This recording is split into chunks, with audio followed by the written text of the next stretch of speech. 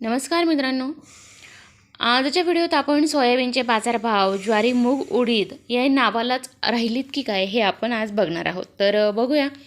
वाशिमच्या बाजार समित्यांमध्ये यावर्षी सोयाबीनची दैनिक आवक उच्चांकावर पोहोचलेली असून इतर पिकांच्या तुलनेत हे प्रमाण अनेक पटीने जास्त आहे. मूग, उडीद आणि हायब्रिड ज्वारीची लागवड कमी झाल्यामुळे त्यांच्या आवकेत तब्बल घसरण दिसून आलेली आहे. परिणामी सोयाबीनची बाजारात चांगली मागणी असल्याचं जाणवलंही जाते. वाशिम जिल्ह्यातील खरीप हंगामातील पेरणीचं प्रमाण आणि बाजारातील सगळं वर्तमान धान्य आवक यांच्यात स्पष्ट विरोधाभास दिसत आहे. यंदा सोयाबीनची तब्बल 2.91 लाख हेक्टर लागवड झाल्याने बाजार समित्यांमध्ये या पिकाची दैनंदिन आवक उच्चांकावर पोहोचलेली आहे. उलट मूग, उडीद तसेच हायब्रिड ज्वारीची लागवड अत्यल्प झाल्यामुळे बाजारातील आवकही नावापुरतीच राहिली आहे. व्यापारी आणि कृषी विभागाच्या आकडेवारीनुसार ही परिस्थिती दरावर थेट परिणामही करत आहे. सोयाबीनचा महापूर आणि इतर पिकांची आवक कशी घटली ते बघूया. वाशिम जिल्ह्यातील प्रमुख बाजार समित्यांमध्ये सोयाबीनची आवक सातत्याने वाढलेली असून गेल्या 7 दिवसांत या पिकाची आवक 30,200 क्विंटल इतकी झाली आहे. त्या उलट मूग फक्त 15 क्विंटल, उडीद 120 क्विंटल आणि हायब्रिड ज्वारी 40 क्विंटल अशी कमी आवक नोंदवल्याने लिलाव प्रक्रियेला फटकासुद्धा बसलेला आहे. व्यापाऱ्यांच्या मते काही ठिकाणी मूग उडीदाचा एक अल्प माल येत आहे की लिलाव प्रक्रिया सुरू ठेवावी की बंद करावी याचा सगळ्यांना संभ्रम निर्माण झालेला आहे. पेरणी घटल्याचाच बाजारावर परिणाम. यंदाच्या खरीप हंगामातून मूग उडदाच्या पेरणीत मोठी घट झाली होती.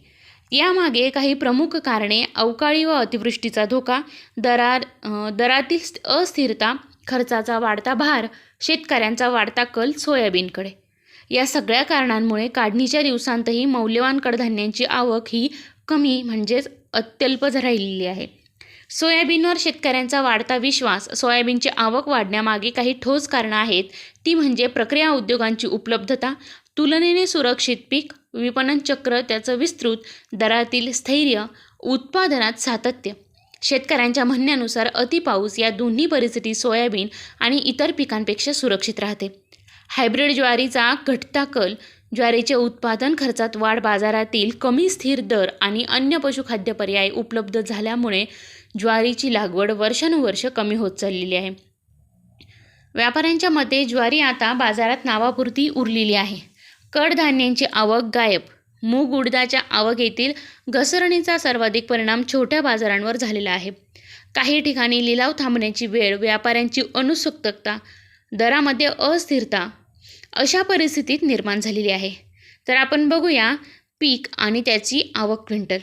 तर सोयाबीनची 30,200 क्विंटल आवक आहे.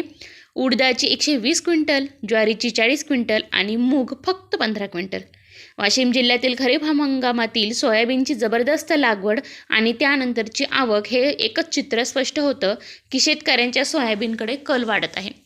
मूग उडदाच्या पेरणीतील झालेली मोठी घट, बाजारातील अस्थिर दर आणि हवामानानुसार पिकांची जोखीम यामुळे आता धान्य बाजार सोयाबीन केंद्री बनल्याचं स्पष्ट आहे.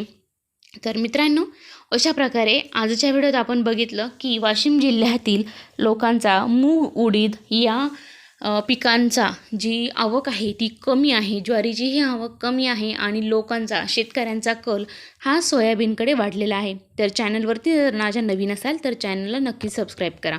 धन्यवाद.